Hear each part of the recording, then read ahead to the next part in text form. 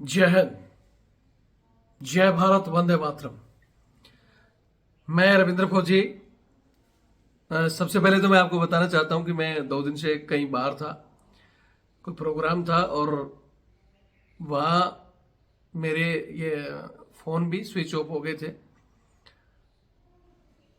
इस वजह से आप लोगों का हो सकता है कल शाम के बाद काफ़ी लोगों के कॉल आए होंगे, या किसी का कोई इम्पोर्टेंट काम अगर रह गया हो तो वो आज कर सकता है। हालांकि मैं अभी पहुंचा हूं, और थोड़ी देर बाद आप लोगों के कॉल अगर किसी का इम्पोर्टेंट है तो मैं अटेंड करूंगा, और आपकी समस्या जैसे हम हमेशा से सुनते आ रहे हैं और कार्य कर रहे हैं वैसे करेंगे। और इसी दौरान जैसे मैं अभी पहुंचा तो एक बात मेरे को किसी ने बताई, तो उसी के लिए मैं एक इम्पोर्टेंट एक छोटा सा वीडियो भी हालांकि डाल रहा हूँ। एक वीडियो भी मेरे पास भेजा हुआ है, वो वीडियो तो मैं बाद में डालूंगा, लेकिन अभी यहाँ बताना चाहता हूँ कि एक कर्नल साहब जो कि कहीं पोस्टेड हैं यारी में, यूनिट के अलावा जहाँ हमारे छोटे छोटे डेट बने हुए हैं, वो सारी कहानी मैं आगे आपको बताता हूँ। तो वहाँ पोस्टेड थे, और वहाँ सरकारी मकान में रह रहे थे, और मैडम बच्चों के साथ, जो कि उनको फ्री अकोमोडेशन मिला हुआ था।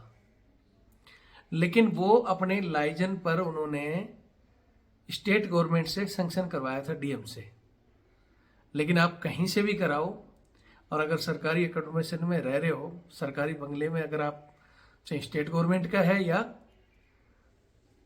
केंद्र का है, अगर आप रह रहे हो और उसके बाद चालाकी करते हुए उन्होंने दिखाया कि मेरी वाइफ दिल्ली में रह रही है,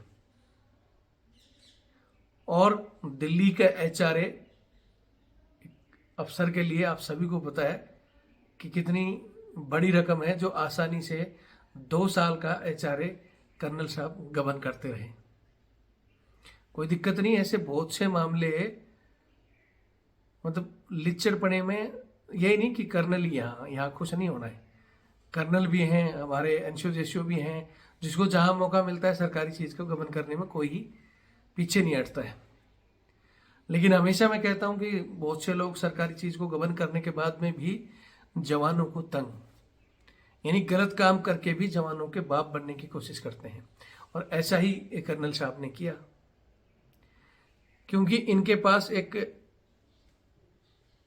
बंदा पोस्टिंग गया, जो कि बेचारा बड़ी कोशिशों के बाद जैक चैक जो भी कोशिश की, और वो होम पोस्टिंग वहाँ चला गया।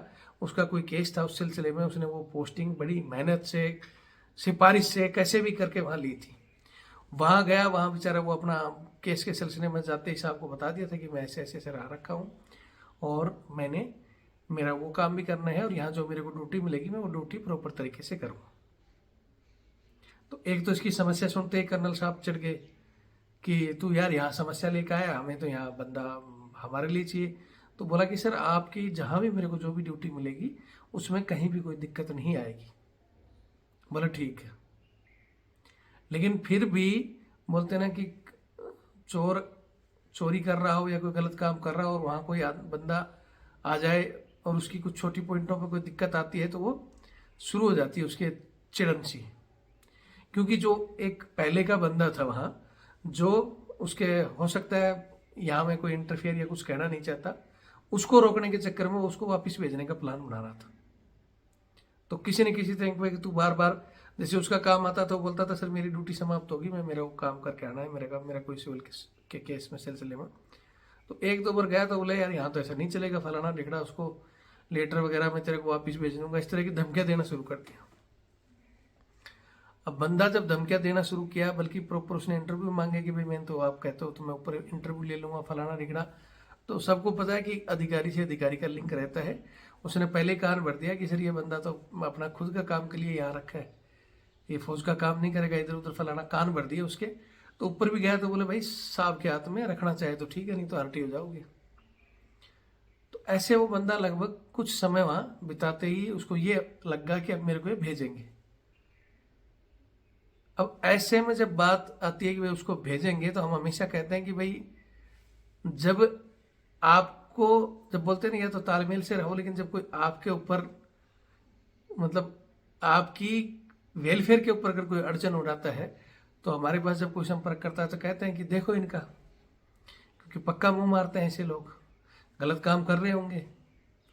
तो आप भी आरटीओ जा रहे हो ऐसे, तो हालांकि नियम के अनुसार जब उसमें मूवमेंट ऑर्डर में लिखा होता है कि आपकी 2 साल की यारी है या ये है, भेज नहीं सकते, लेकिन फिर भी अपनी पावर का गलत शब्द इस्तेमाल करके आपको भेज देंगे।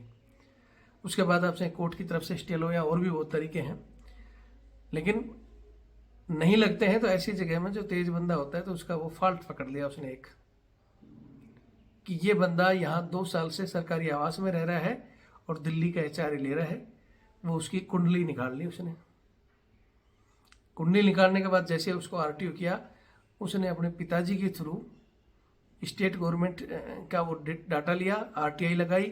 तो आरटीआई में वहाँ के डीएम साहब को कि भाई ये आपका जो सरकारी आवास है आपने किसको दिया हुआ है, क्या आप इसका किराया ले रहे हो या किस तौर पर।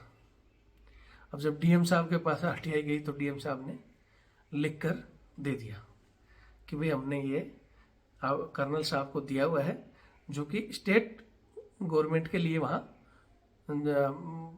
स्टेट की कुछ चीज़ें होती है, वो मैं यहाँ डिक्लेयर नहीं कर रहा अभी, कहानी खुलकर उनका वीडियो आ जाता है, वो भी मैं बताऊंगा। तो वो स्टेट से रिलेटेड कुछ चीज़ें होती है जिसके लिए हमारी सेना के जवान स्टेट गवर्नमेंट और केंद्र गवर्नमेंट की उसमें यारी पर थे। तो बोले मैंने उनको उस आधार पर इनको बंगला दिया हुआ है और हम इसका कोई रेंट नहीं लेते इनसे, सरकारी फ्री अकोमोडेशन इनको दिया हुआ है। बुजुर्ग ने आरटीआई ली अपने पास और उसके बाद सीधा आर्मी हेडक्वार्टर में लगाई एक शिकायत कि भाई नंबर 100 और यहाँ सिपाही नत्था सिंह नहीं है, कर्नल नत्था सिंह 2 साल से दिल्ली का एचआरए ले रहे हैं, जबकि इनकी मैडम, बच्चे और ये यहाँ रह रहे हैं, जिसका प्रूफ ये आरटीआई सब कुछ दे दिया। अब वहाँ से बम्बू सीधा कर्नल साहब के पास, तो कर्नल साहब का नॉर्थ घूम डीजी जहाँ इनके ऊपर बंदे और बैठते थे वहाँ भी पहुँच गया। अब यहाँ कहानी ये आती है कि बात अधिकारी है, तो जो ऊपरली कड़ियाँ हैं अधिकारी से, अधिकारी को बचाना है। तो कर्नल साहब को तुरंत बोले भाई किसी भी तरह जाओ डीएम साहब से लिखवा के ले आओ कि भाई तुम पेमेंट दे रहे हो, जल्दी फटाफट पेमेंट भरकर रफा दफा कर दो। वो अपने आप को बचाना शुरू कर देते हैं। यहाँ इस कहानी का थोड़ा सा मैं एंड करने से पहले एक चीज़ और बता देता हूँ। ऐसी बहुत सी चीज़ें मेरे पास आती है, मैं इग्नोर कर देता हूँ, लेकिन ये कहानी क्यों बता रहा हूँ। कुछ दिन पहले सेम एक केस मेरे पास आया था, एक वीडियो में मैंने डाला था, बहुत से लोग देख नहीं पाते, जब हम डालते हैं उस वीडियो को उसके पीछे लॉजिक होते हैं। सेम ऐसे ही केस में एक हमारा जवान यारी पर अपनी यूनिट से, जहाँ उसकी यूनिट थी और वहाँ से मात्र 7 ही किलोमीटर की दूरी पर वो एक फार्मेशन थी, वहाँ रह रहा था वो बंदा। और फार्मेशन में वहाँ परमानेंट उसको बोल दिया था कि भाई वहाँ जो अटैच जाता है, वहाँ जाते ही जब उसका इंटरव्यू वगैरह हुआ तो उससे बोला कि भाई परमानेंट आए हो आप और आपको यहाँ 2 साल के लगभग बिताने होंगे, यहाँ जो भी आता है 1.5 से 2 साल आपको रहना है। तो जो भी छुट्टी छाटी है आप इस साल की काट चुके होगे, मिलेगी नहीं, अगले साल हम आपको पूरी छुट्टी देंगे और पूरा आपको काम करना पड़ेगा। तो ऐसे में जब बंदा कुछ दिन रहा, वहाँ इंटरव्यू में ये भी कह दिया कि साहब यहाँ, उसको किसी ने बता दिया होगा कि भाई यहाँ क्वार्टर वगैरह भी हैं, अगर तू चाहे तो बच्चे भी लिया, यारी में ड्यूटी डाटी माफ हो जाएगी। तो जवान को भी आ गया कि मैं भाई अपना बच्चे लेके आ जाऊँ, तो वहाँ जवान अपने बच्चे लेके आ जाता है। अच्छा, इसी दौरान वो उनके सीओ साहब जो फार्मेशन में जाते आते रहते थे, तो ऐसे ही वर्बली उसने सीओ साहब को बता दिया था कि साहब मैं यहाँ आ गया और मैं अपने बच्चे लेके आ रहा हूँ। लिया, कोई दिक्कत नहीं, हमें क्या दिक्कत है भाई, अपने यहाँ तो बढ़िया है, आपकी हमारी स्टैंड से आउट अगर कोई क्वार्टर आपको मिल रहा है, वेलफेयर मिल रहा है, ले लो, वहाँ तक कोई दिक्कत नहीं थी। ले भी लिया और वो बंदा लगभग वहाँ 1.5 साल क्वार्टर में रहा। लेकिन उस बंदे ने भी एक मिस्टेक की थी, जब मैंने बता दिया था कि मिस्टेक करोगे तो मतलब हम उसमें तो आपका साथ नहीं दे सकते। और मिस्टेक यही थी कि वो बंदा वहाँ क्वार्टर में रह रहा था और उसका जो HRA है वो चल रहा था, जैसे सेम ये कर्नल साहब का है। तो उसने HRA चल रहा था, इसने ध्यान नहीं दिया या गलती की जानबूझकर, या मैं इन चीज़ में किसी का साथ नहीं देता। तो मैंने कहा था कि भाई इस चीज़ की पनिशमेंट अगर आपको कोई दे रहा है, बाद में अगर वो चीज़ें सामने आ रही हैं तो उससे कोई आपको बचा नहीं सकता। वो आपका तालमेल, आपकी जो चीज़ें हैं वो आप जानो या वो जानो। लेकिन हमने वो कहानी इसलिए डाली थी कि इसी दौरान एक बार लगभग 1.5 साल के बाद में वो सीओ आते रहे। एक दिन वो सीओ साहब आए तो उस समय एक कॉन्फ्रेंस चल रही थी जिसमें लगभग वीआईपी मूवमेंट था, वीआईपी लोग ही थे। हालांकि उसमें कुछ सीओ भी इन्वॉल्व थे, लेकिन जो एक बड़े अधिकारी थे वो आगे थे। आने के बाद उसने बाहर बता दिया था कि भाई अभी इतने समय से इतने समय तक मीटिंग चलेगी, तब तक कोई भी आए, मेरे से कोई जूनियर होगा वो एंट्री नहीं करेगा। मतलब चाहे कोई कर्नल आए, चाहे कोई ब्रिगेडियर आए, सब बाहर वेट करेंगे इतने टाइम तक। गेट उसने क्लोज कर दिया। अब कुछ समय बाद इनके सीईओ आए तो बोले फटाफट मेरे को अंदर जाना है। तो बंदे ने उसको रोक दिया, बोले साहब अंदर जाने के लिए भी साहब ने मना कर रखा है। अब साहब को और कोई बंदा मना कर दे तो फिर साहब के तो बोले तू बहन जो मेरा ही बंदा मेरे को ही मना कर रहा है। बोला सर मेरा नहीं, अंदर का आदेश है। तो वो बोला नहीं ऐसा नहीं है। वो उसको ऐसे धक्का देकर जाने लगे तो उसने रोक दिया, सर मना कर रखा है तो आप एक बार टेलीफोन से बात करके चले जाओ। इस बात की खुंदक हो गई। फिर उस बंदे ने बोला रुक जाओ सर, अगर आपको वही है तो मैं अंदर एक बार पता कर लेता हूँ। तो जैसे ही उसने अंदर जाकर जो और बंदा था उसको बताया कि बोले साहब हमारे ऐसे ऐसे सीओ रखे हैं। तो वो बात वहाँ अंदर पास की गई। वहाँ से वो बोला कि बता दिया था ना, कोई साला सीओ हो चाहे कोई ब्रिगेडियर हो, जब मैंने कह दिया था 30 से 35 मिनट कोई अंदर नहीं आएगा तो उसको बोल बाद में आना। तो जैसा उसने आदेश मिला उसको बाहर आकर वो बता दिया बंदे ने, वो सीओ खड़ा था, कि भाई साहब ने बोला कि बाहर वेट करो, 35 मिनट के बाद अंदर आना। अब वो आके सुना तो यहाँ सीओ को ये लगा कि ये जानबूझकर ये दोनों बंदे वो कर रहे हैं फलाना ढिकड़ा, और वो उसको बाहर वेट करा दिया। उसने बाहर जाकर बैठ कर 35 मिनट बाद में आ गया, वो चले गए अंदर। अब यहाँ इनका जोर वो अपने बाप, अब यहाँ मैं कुछ कई बार मैं ऐसी चीज़ें बोल देता हूँ, मतलब क्यों बोल रहा हूँ मैं, क्योंकि वहाँ उसने उस जवान को जाते जाते बोला कि ठीक है आज तू तेरे जिनसे इन पर कूद रहा है ना, तेरे इन बापों को, तेरा बाप मैं हूँ असली, और मैं तेरे को यूनिट में बुलाता हूँ और बताता हूँ। ये चीज़ बोलकर सीओ वहाँ से चला गया। तो यहाँ मैं इसलिए कहना चाहता हूँ मैं भी कि अगर सीओ उसका बाप बनने की कोशिश कर रहा था तो अपने बाप से पूछ लेता अंदर जाने के बाद में कि साहब 35 मिनट मेरे को क्यों रोका, क्यों वहाँ तुम्हारी बत्ती बंद हो जाती है। और यहाँ कमजोर पर जोर चलाया और किसी न किसी बहाने से करके कुछ दिन बाद उसका बुला लिया उसको। और बुलाया भी किस बहाने से, हालांकि उसका वैसे एक तो टर्न भी होने वाला था, और एक उसका बहाना मार दिया कि भाई कोर्स में किसी में भी नाम ऐसे करके और उसको बुला लिया। और वहां आते ही उसको एक साथ 2 पनिशमेंट दी। ढूंढा गया क्या कहानी है, तो किसी ने वही चमचे भी होते हैं, चमचों ने बता दिया साहब वहाँ क्वार्टर में रखा हुआ है, HRA उसका चालू है। तो उसने बुलाया, पहली पनिशमेंट उसको दी कि तुम्हारा, तो बंदे को बोला सर मेरी एक पनिशमेंट ऐसे दे दी है। तो मैं बोला भाई गलती की है और आपने बताना चाहिए था अपनी कंपनी को वगैरह को। बोला हालांकि मैंने फ़ोन किया था, सब कुछ किया था, शिव साहब को भी पता था, लेकिन बोले मैंने लिखित में नहीं दिया, जो देना पड़ता है कि भाई मैं यहाँ सरकारी कर्म में और मेरा HRA बंद होना चाहिए, वो मैं दिया नहीं। मैं वो भी सोचता रहा कि आ रहा है तो आने दो, ठीक है। एक पनिशमेंट हुई उसको, चलो कल ठीक है। दूसरी क्या हुआ कि उसको ये अपना दूसरी पनिशमेंट दी इसी के आधार पर। बोले एक पनिशमेंट तो तेरी ये है कि तू क्वार्टर रखते हुए HRA लेता रहा, दूसरी पनिशमेंट दे रहे हैं कि तूने जब वहां क्वार्टर लिया तो सीओ साहब को क्यों नहीं बताया। तो चार्जशीट हुई, टेंटेटिव हुई, फिर उसको बुलाया गया, हाँ भाई तूने बताया क्यों नहीं। तो उसने बोला साहब आप तो आते थे, मैंने बताया था। बोले ये कोई बताने का तरीका है, आप प्रॉपर वहाँ आते एक दिन निकाल कर 7 ही तो किलोमीटर था, आते इंटरव्यू लेते और मेरे को बताते कि ऐसे ऐसे मैं रख रहा हूँ, मेरे को क्यों नहीं बताया। बोले सर मैंने तो बताया था कि मैं वहाँ बच्चे लेके आ रहा हूँ, ये भी बता दिया मेरे को क्वार्टर मिला है, और बाद में ये भी पता था कि 1.5 साल तक मैं क्वार्टर लेकर रखा हूँ, तब तक तो कोई दिक्कत नहीं आई। लेकिन कहानी तो खुंदक की थी, अब वो खुंदक का तो बोल नहीं सकता। जवान भी हालांकि खुंदक के लिए कुछ नहीं बोला, लेकिन बोला कि सर मैंने बताया था। बोले तरीका नहीं है, प्रॉपर क्यों नहीं बताया? एचआरए बोला एचआर की आप मेरे को पनिशमेंट दे चुके हो। बोले वो तो एचआरए लेने की पनिशमेंट थी और ये नहीं बताने की पनिशमेंट है। इस तरह जवान को 2 पनिशमेंट एक ही गलती की दी गई। अगर जवान को इस तरह पनिशमेंट दे सकते हैं तो आज इस कर्नल को काफी दिन हो चुके हैं, जबकि जहां मैंने कहानी रोकी थी कि कर्नल साहब को बताया गया है कि अपना मामला सेट आउट कर लो, डीएम के पास जाओ फटाफट और ये काम करवा लो। डीएम के पास वो गए कि साहब ऐसे ऐसे करके मेरा इसका चार्ज ले लो।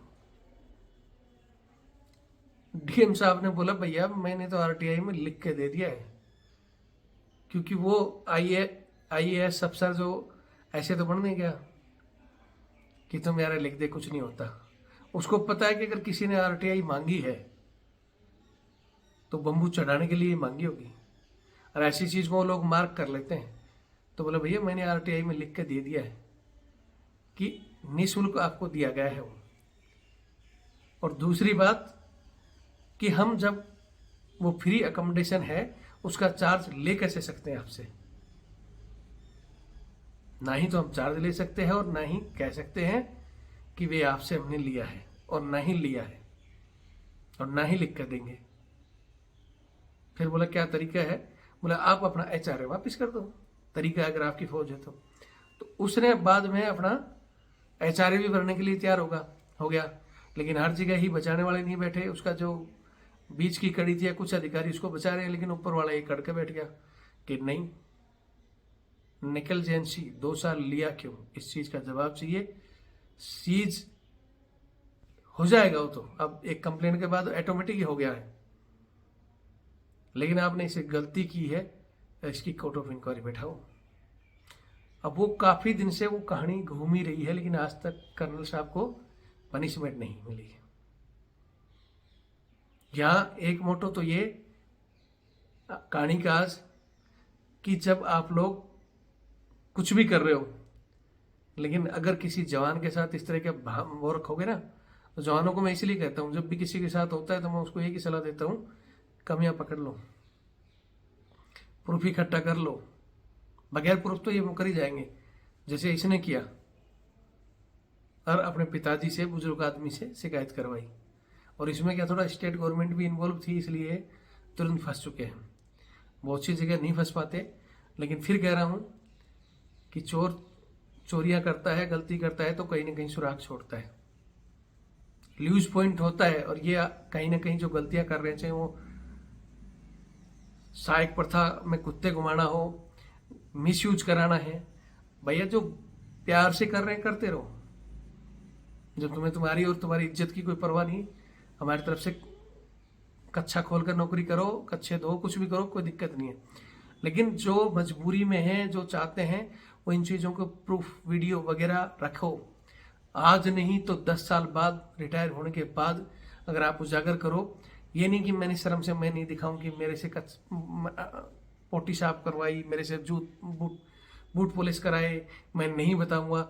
नहीं बताओगे तो तुमने भी की है, फिर तुम्हारा हो सकता है भाई करेगा, कल ना तुम्हारा बेटा करेगा, और इस तरह ये वर्दी का दाग ऐसे ही चलता रहेगा।